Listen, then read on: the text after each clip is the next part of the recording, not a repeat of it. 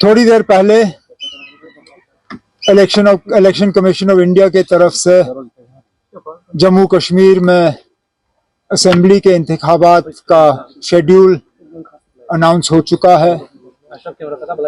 जम्मू कश्मीर के लोग बड़े अरसे से इस दिन का इंतजार कर रहे थे। 2018 के बाद यहाँ लोगों की अपनी हुकूमत थी नहीं और उसका खमियाजा भी हमने भुगता है। आज चलिए देर आए दुरुस्त आए, इलेक्शन कमीशन के तरफ से 3 फेजेस में इंतखाबात के तारीख का ऐलान हो चुका है और बड़ी जल्दी से जो है ये शेड्यूल जो है समाप्त होगा। शायद 87-88 के बाद ये पहली मर्तबा है कि इतने कम अरसे के अंदर और इतने कम फेजेस में इलेक्शन जो हैं जम्मू कश्मीर में कराए जा रहे हैं। जाहिर सी बात है कि पॉलिटिकल पार्टीज के लिए ये एक नया तजुर्बा होगा, लेकिन मैं नेशनल कॉन्फ्रेंस की तरफ से इतना ही कह सकता हूं कि हम पहले से ही इस दिन की तैयारी में लगे हुए थे और बिल्कुल फौरी तौर हम अपना इलेक्शन का सिलसिला जो है वो शुरू कर लेंगे।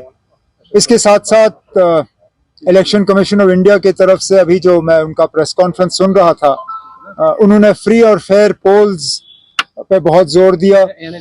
उन्होंने सिक्योरिटी को लेके किसी तरह की पॉलिटिक्स नहीं होनी चाहिए उसका जिक्र किया। तो मैं फौरी तौर इलेक्शन कमीशन से गुजारिश करना चाहता हूं, हम उन्हें एक चिट्ठी भी भेज रहे हैं आज कि लगातार पिछले 24 घंटे में जो बेशुमार यहाँ ट्रांसफरें हुई, इलेक्शन कमीशन को उनका फौरी तौर जायजा लेना चाहिए।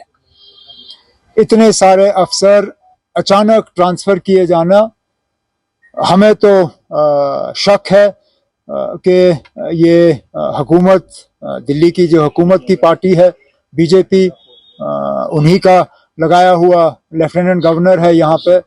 बीजेपी को मदद और बीजेपी को फायदा और उनके जो सहयोगी बी टीम, सी टीम, डी टीम है यहाँ पे, उनको मदद पहुंचाने के लिए ये ट्रांसफरें कराई गई हैं। इलेक्शन कमीशन ऑफ इंडिया की तरफ से फौरी तौर इन ट्रांसफरों पे जो है उनको इनका नोटिस लेके उन्हें एग्जामिन करना चाहिए और जो ट्रांसफर्स उनके गाइडलाइन से बाहर हैं उनको रोक दिया जाना चाहिए। और इसी के साथ साथ जो पिछले 1-2 साल में मेन स्ट्रीम पॉलिटिकल पार्टीज, खासकर वो जिन्होंने बीजेपी और बीजेपी के एजेंडा की मुखालफत की, हम लोगों की जो सिक्योरिटी कम की गई है, कुछ ऐसे लोग हैं जिनकी सिक्योरिटी पूरी तरह से पिछले दिनों विड्रॉ की गई, फौरी तौर इलेक्शन कमीशन के तरफ से इसमें ऑर्डर दिया जाना चाहिए और मेन स्ट्रीम जो non BJP allied political parties हैं उनकी सिक्योरिटी जो है फौरी तौर रिस्टोर की जानी चाहिए। बाकी इलेक्शन के हवाले से जो बातें करनी होगी आगे आगे तो आप लोगों से बड़ी मुलाकातें होंगी तो बात करते रहेंगे। जब पार्लियामेंट इलेक्शन 7 फेज में अनाउंस हुए तो आप ही के चैनल्स और अखबारों ने कहा कि इतना लंबा क्यों खींचा जा रहा है। अब जब 3 फेजेस में यहाँ इलेक्शन हो रहे हैं तो ये पूछा जा रहा है कि ये क्यों किया जा रहा है। अब दोनों तरफ से तो हम शिकायत कर नहीं सकते। अगर वो ज्यादा लंबा था 5 फेज हमारे लिए, तो फिर हम 3 फेजेस पे शिकायत क्यों करें। और 3 फेज और 5 फेज में वैसे भी कौन सा खास फर्क है। हम लोग 1 सेकंड, लेट मी फिनिश। हम लोग इलेक्शन के ही मोड में ही रहे ना। अभी 2 महीने पहले हमने इलेक्शन लड़ा, हम तो उसी मतलब मूड में रहे। हमारे लिए कोई खास मुश्किल नहीं होगा। हमने अपना मंशूर भी तैयार किया हुआ है। लगभग जो कैंडिडेट्स हम फील्ड में उतारना चाहते हैं, हमने लगभग वो भी तैयार किया हुआ है। अब हमारे लिए थोड़ी सी ये बात बनेगी कि कुछ दिनों के अंदर अंदर अगर अलायंस हमारा हो जाता है तो उसमें हमें देखना होगा कि कहाँ पे हम उतारेंगे, कहाँ पे हम दूसरों की मदद करेंगे। वो आने वाले दिनों में हम फैसला ले लेंगे।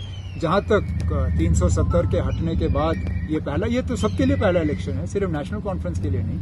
ये जम्मू कश्मीर के लिए पहला असेंबली इलेक्शन है 370 के बाद, तो हम सब के लिए ये एक अजीब सा इलेक्शन होगा। एक यूटी में हमारा पहला इलेक्शन है। सेंट्रल रूल में चलिए हमने इलेक्शन लड़े हैं, लेकिन यूटी में हमारा पहला इलेक्शन होगा। और जैसे मैंने कहा, इतना शॉर्ट टाइम फ्रेम में हमें इलेक्शन की आदत नहीं है। हमें अचानक इसकी आदत जो है एक आदत डालनी होगी। डालेंगे ना, लड़ेंगे। और लोगों पे हमारा पूरा भरोसा है कि लोग बाहर आएंगे और अपने वोट का इस बार सही इस्तेमाल करेंगे।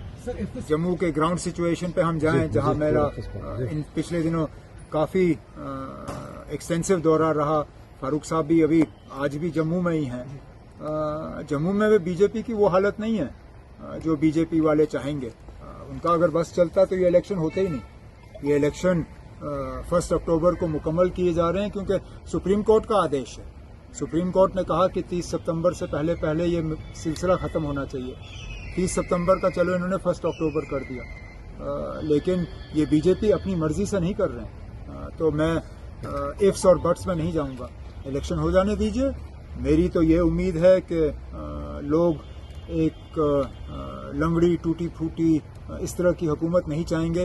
वो एक मजबूत हुकूमत चाहेंगे और उस हुकूमत को यहाँ पसंद करेंगे, या तो एक पार्टी या प्री पोल जो ओपन आके लोगों से वोट मांगे, उनकी मदद करने के लिए आएंगे। हमने तो दरवाज़ा खुला रखा था। दरवाज़ा शायद कुछ हद तक उन्होंने ही बंद किया। मैंने उस वक्त कांग्रेस से कहा था कि 5 सीटों में उनको कुछ देने की गुंजाइश कम है, लेकिन अगर उन्होंने इंडिया अलायंस की पूरी मदद की तो ज़रूर हम उनसे पार्लियामेंट के बाद असेंबली के लिए बात करेंगे।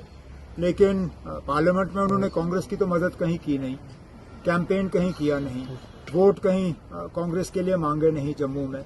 और यहाँ पे तो इंडिया ब्लॉक के खिलाफ 3 सीटों पे उन्होंने अपने उम्मीदवार उतारे।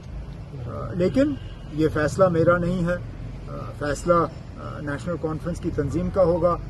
फैसला फारूक अब्दुल्ला साहब जो हमारे सदर हैं उनका होगा। उनका जो फैसला हमारे सिर आंखों पे।